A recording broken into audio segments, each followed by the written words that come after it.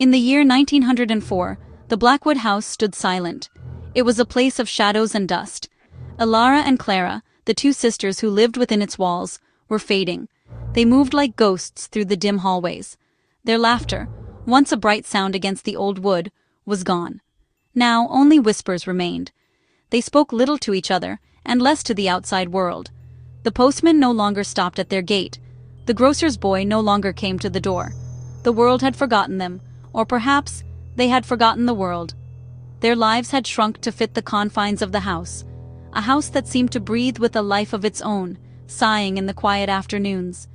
The sisters began to lose their connection to the world outside. They stopped reading newspapers. They no longer tended the garden which grew wild and tangled, choking the once beautiful roses. Their shared history seemed to fray at the edges, like old lace. Did they remember their childhood picnics by the lake? Did they recall the faces of their parents? It was hard to say. They would sit for hours in the parlor, staring at the faded wallpaper, their minds seemingly empty. Their isolation was a thick blanket, smothering the last embers of their former selves. Each day was the same as the last, a slow, quiet march into nothingness, guided by an unseen hand. Elara, the elder, would sometimes start a sentence and then forget its end. She would wander into a room and not know why she was there. Clara, the younger, developed a nervous habit of twisting a lock of her hair, her eyes wide with a constant, unspoken fear. They were adrift in their own home, lost in a sea of forgotten moments and half-remembered sorrows. The house itself felt complicit in their decline.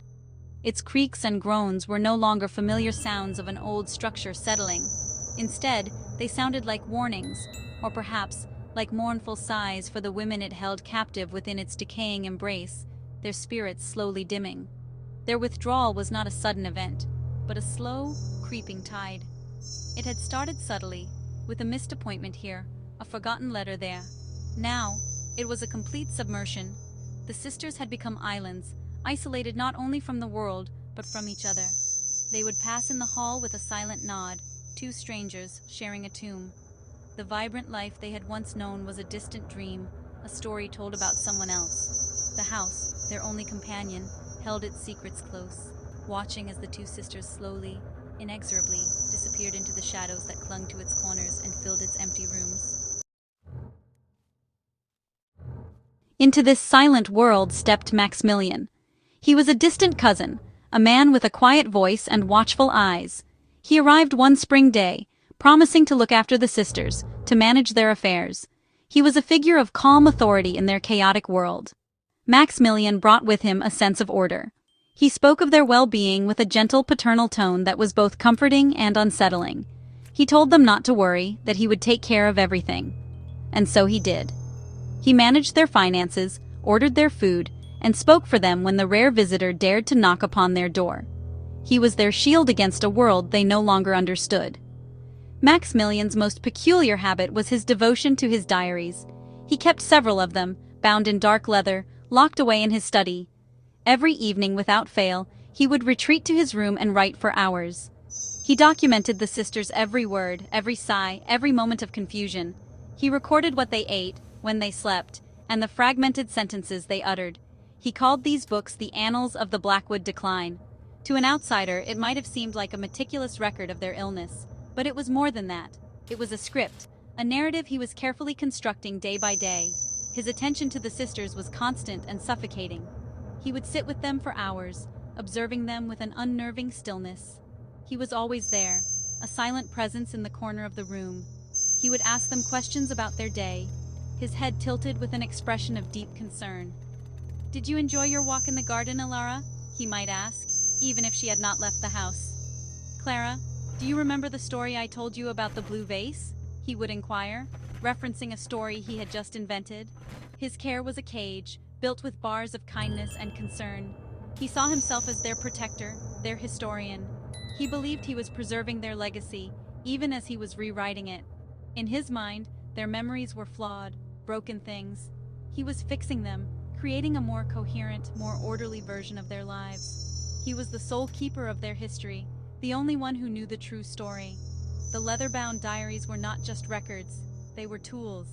They were the foundation upon which he would build a new reality for Elara and Clara, a reality where he was the only source of truth, the only anchor in their bewildering existence. The change began slowly. Maximilian started with small suggestions, tiny alterations to their shared past. He would speak of events that never happened. "Do you remember that dreadful storm in '98? He would say with a knowing look. "The one that broke the old oak tree? You were both so frightened." The sisters, their own memories already hazy, would frown and try to recall. They had no memory of such a storm, but Maximilian spoke with such conviction. He described the lashing rain and the sound of the tree splitting with such vivid detail that the image began to form in their minds. Perhaps they had simply forgotten. Gradually, he escalated his efforts. He started to contradict their genuine memories. When Clara mentioned a childhood friend, a girl named Lily, Maximilian would gently correct her. "Oh no, my dear Clara," he would say, his voice soft and patient. "Her name was Rose. Lily was the girl who lived down the lane and moved away. You always confuse the two." He would produce one of his diaries, pointing to an entry he had written himself. "See? It is all here. I wrote it down the day it happened, so we would not forget." Faced with this written proof, Clara's confidence would crumble. The memory of Lily would feel distant and uncertain, while the name Rose felt solid, real. He invented entire chapters of their lives. He told them stories of a cruel governess who had caused them great distress, explaining that this was the root of their current anxieties. He fabricated a tale about a lost family fortune, a tragedy that had supposedly shattered their parents' spirits. These stories were intricate and filled with emotional detail. They were designed to explain their current state of sadness and isolation, giving them a reason for their suffering that they could understand. The sisters, desperate for answers, began to absorb these false narratives. They became their own history, a foundation of lies built on the ruins of their true past. Maximilian's methods were insidious. He never raised his voice. He never grew angry. His manipulation was cloaked in an aura of gentle authority and unwavering certainty. He made them believe that their own minds were unreliable, that their memories were like dreams, fleeting and untrustworthy. Only he, with his meticulous diaries, held the key to the truth. "Your minds have been unwell," he would tell them soothingly. "It is my job to help you remember correctly." The sisters began to doubt every thought, every recollection. Was that real, or was it something they had imagined? They no longer knew. They only knew that Maximilian would tell them the truth. The effects of Maximilian's games were devastating. The sisters, once merely withdrawn, now seemed to be losing their very sense of self. Their personalities began to fray. Alara, who had always been practical and clear-headed, became hesitant and indecisive. She could not choose a dress to wear or decide if she wanted tea without first looking to Maximilian for approval. Her confidence was shattered. She second-guessed every action, terrified of making a mistake, of remembering incorrectly. She became a shadow of her former self, her movements timid and her voice barely a whisper, afraid to speak a falsehood. Clara's transformation was equally alarming. Known for her artistic and dreamy nature, she now succumbed to fits of anxiety and paranoia. She saw threats in every shadow and heard whispers in the silence of the house. Her reliance on Maximilian became absolute.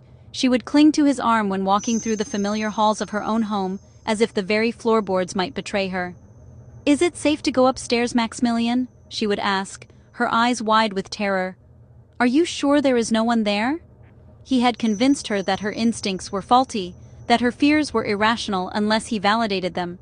Their interactions with each other became strained and strange. They would argue over memories that Maximilian had implanted.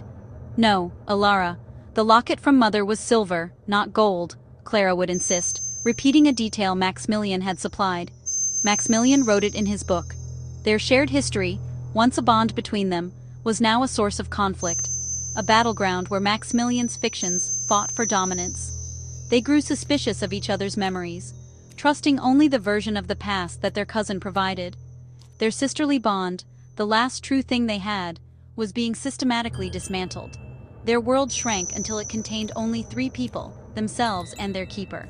They lost the ability to make simple judgments or to trust their own perceptions. When a vase fell and shattered, they did not trust the evidence of their own eyes that it had simply tipped over. They looked to Maximilian, awaiting his explanation. "The house is settling," he might say, or "a draft from the window." Whatever he said became the truth. Their autonomy was gone.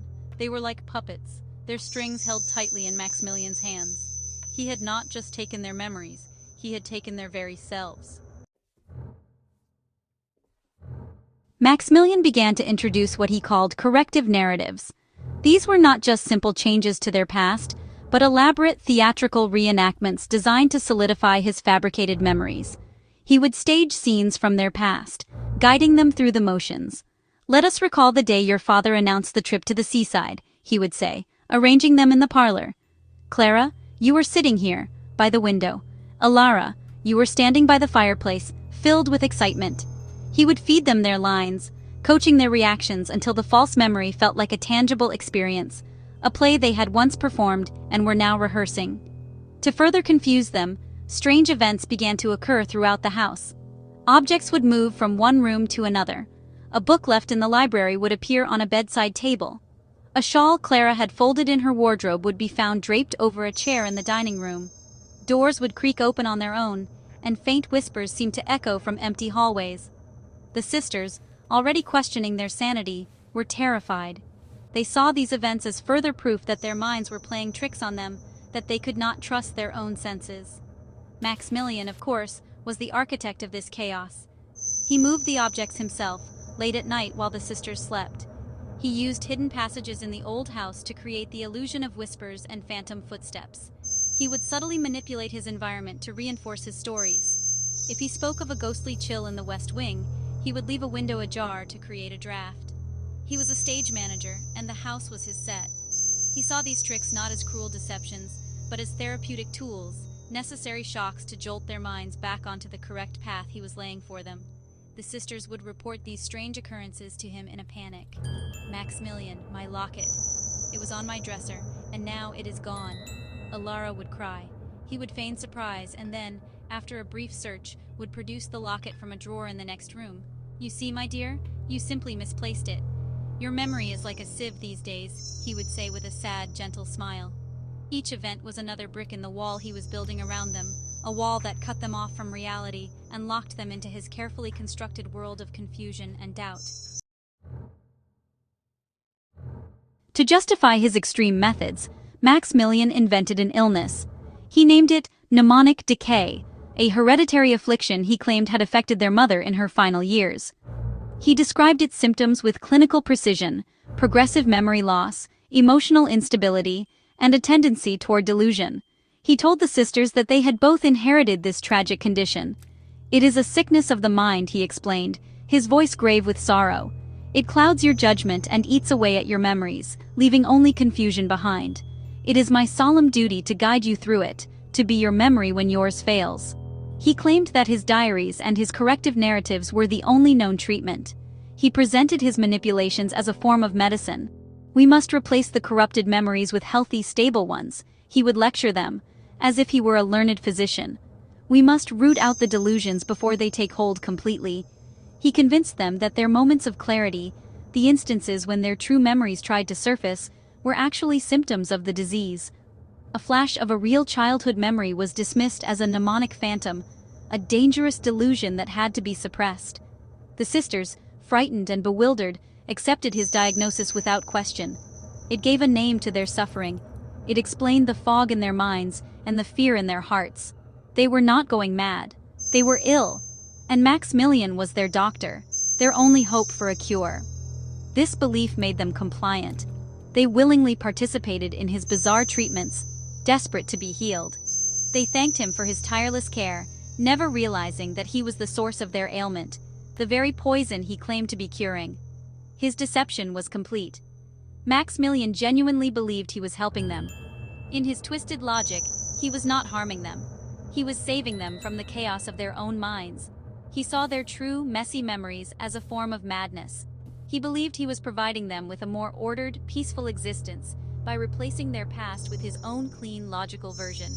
He was a doctor treating a disease of his own invention, a savior creating the very damsels he intended to rescue. His self-delusion was as profound as the one he had imposed upon the two vulnerable women in his care. As the months turned into a year, the sisters' dependence on Maximilian became absolute. They could no longer function without him. He was the sun around which their tiny, dark worlds revolved. They sought his guidance for everything, from the most trivial decisions to their deepest fears. They would not eat a meal until he assured them it was safe.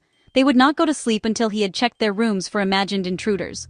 Their reliance was a heavy chain, and Maximillian held the only key. He had successfully rendered them helpless, entirely reliant on his will. Alara and Clara ceased to be individuals. They became extensions of Maximillian, reflecting his moods and echoing his words. If he was pleased, they felt a sliver of relief. If he was disappointed, they were consumed by anxiety, certain they had failed in their treatment. They vied for his approval, each sister trying to be the more obedient patient, the one who remembered his stories most accurately. Their conversations with him were a constant search for reassurance. Did I remember that correctly, Maximillian? Was that the right thing to say? They were children again, looking to a parent for every answer. This dependence was Maximilian's ultimate goal. He believed that for his treatment to work, they had to surrender their judgment to him completely. Their reliance was, in his mind, a sign of progress. It meant they were finally letting go of their diseased minds and accepting his guidance. He reveled in their need for him. It fed his sense of purpose and importance. He was their anchor, their protector, their entire world. He did not see the cage he had built. He saw a sanctuary he had lovingly crafted to keep them safe from themselves. The house itself became a symbol of their imprisonment. They rarely ventured outside, and when they did, it was only for a short, supervised walk in the overgrown garden.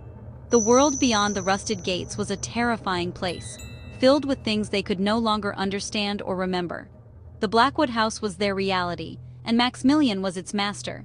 The sisters were no longer the mistresses of their home. They were its prisoners, bound not by iron bars, but by the invisible chains of psychological manipulation, their spirits broken and their minds reshaped by their self-proclaimed savior. The fragile, dark world of the Blackwood house was finally disturbed by an unexpected visitor. A letter arrived, not for the sisters, but for Maximillian. It was from a Dr. Alistair Whitfield, a former colleague of the sisters' late father. He was passing through the area and wished to pay his respects to the daughters of his old friend. Maximillian could not refuse without raising suspicion.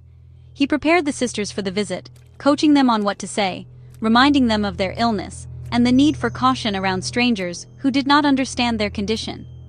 He was confident he could control the situation. Dr. Whitfield was a sharp, observant man with kind eyes that missed nothing. When he arrived, he was immediately struck by the oppressive silence of the house and the fearful, childlike demeanor of the two women he remembered as bright, vivacious girls. He listened politely as Maximillian explained their mnemonic decay, his expression growing more troubled with every word. He watched as Clara flinched when a teacup clattered, her eyes darting to Maximillian for reassurance.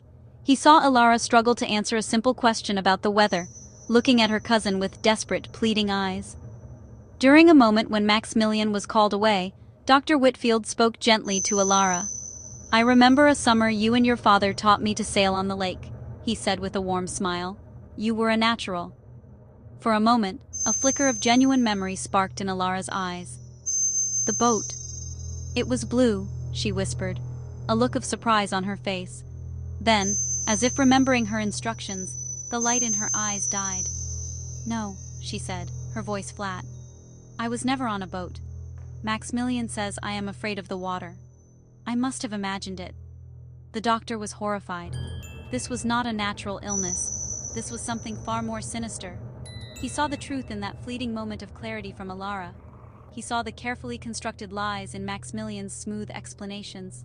He recognized the signs of psychological coercion and manipulation. The diaries Maximillian proudly showed him were not medical records.